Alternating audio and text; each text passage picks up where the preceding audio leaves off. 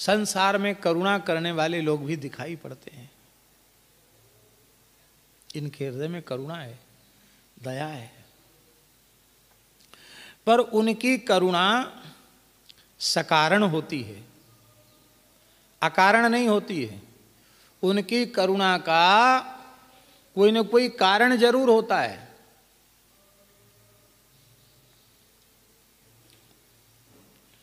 आपका कोई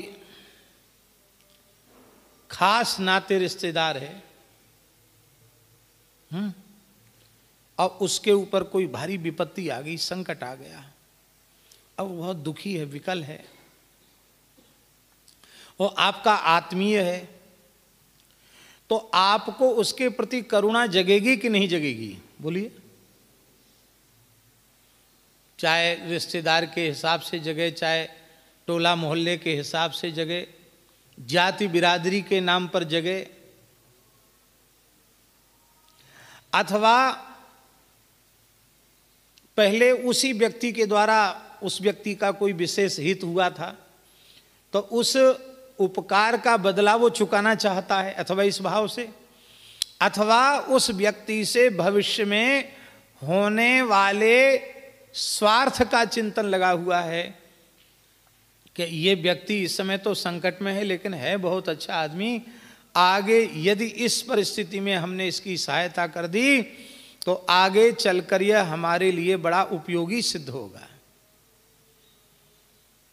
तो भविष्य का कोई अपने स्वार्थ का, अपने हित का विचार करके भी, लाभ का विचार करके भी लोगों के मन में दया, करुणा, कृपा का भाव जग जाता है। ये कृपा, करुणा, दया है तो अच्छी, पर ये सहेतुक है। कैसी है? ये सकारण है, ये अकारण नहीं है।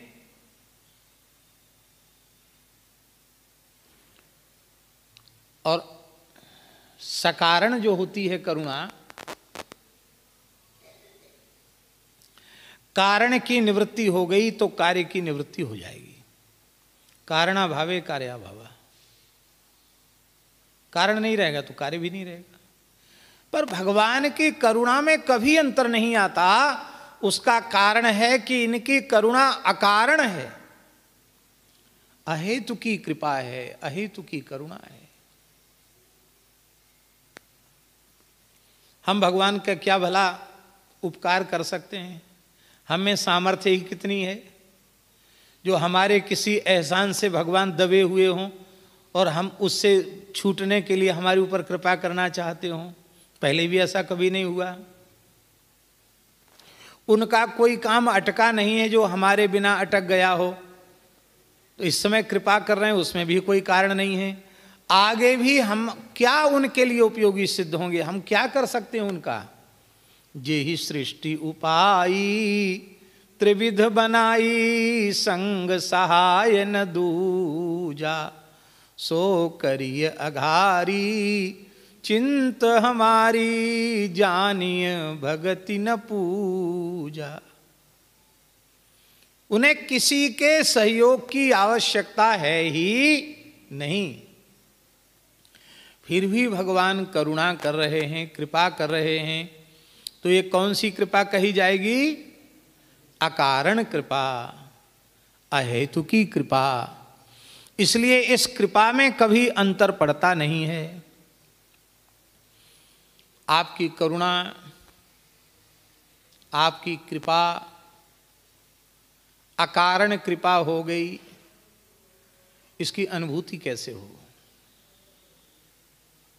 सामान्य कृपा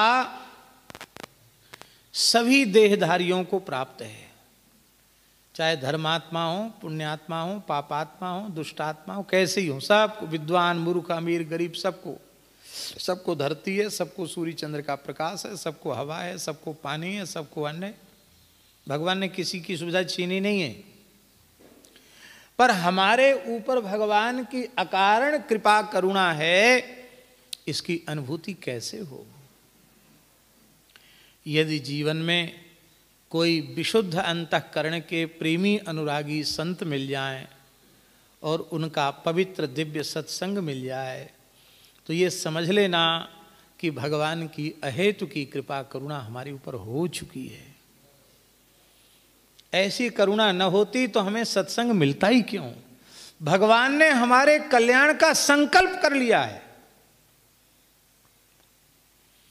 अब आवश्यकता है भगवान के संकल्प के समादर की। ध्यान में आई बात? भगवान की कृपा में तो कसर नहीं है। कहां संसार में नरक में पड़े थे, भगवान ने कहां लाकर रख दिया। भगवान की कृपा में तो अंतर नहीं है, पर अपनी कृपा भी चाहिए, आत्म कृपा चाहिए।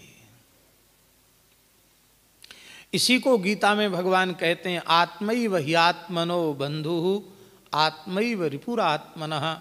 यदि हम अपने आप को भगवान की ओर ले जा रहे हैं तो हम अपने आप के मित्र हैं, अपने पर कृपा कर रहे हैं। और यदि अपने आप को बुरी प्रवृत्तियों की ओर ले जा रहे हैं तो हम अपने आप के शत्रु हैं, हम अपना ही अनिष्ट कर रहे हैं। तो जब द्रवै दीन दयालु राघव साधु संगति पाइये, जेहि दरस परस समागमादिक पाप राशि नसाइये।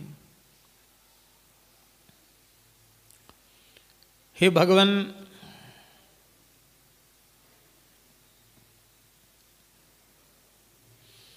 संतों के माध्यम से ही आपकी कृपा जीवों को प्राप्त होती है।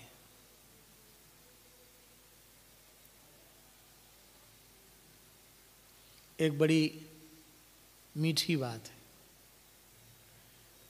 श्री सूरदास जी ने क्या कहा? जाकी कृपा पंगु गिरि लंघे, अंधरे को सब कछु दरसाई, चरण कमल बंदो हरिराई। गूंगो बहिरो सुने, गूंग पुनि बोले, रंक चले सिर छत्र धराई। ये बात तो बिल्कुल सही है। पंगुम लंघे ते गिरिम, उनकी कृपा से पंगु भी पर्वत को लांघने में समर्थ हो जाता है। ये बात तो बिल्कुल सही है। पर दास के मन में एक बात आती है, कृपा से पंगु तो गिरि लंघता है, पर सच्ची बात है कि भगवान की कृपा पंगु ही है। भगवान की कृपा कैसी है? पंगु है। अन्यथा भाव मत ले लेना, हाँ, कि पंगु का मतलब हम कृपा को कमजोर बता रहे हैं, ऐसा नहीं समझना।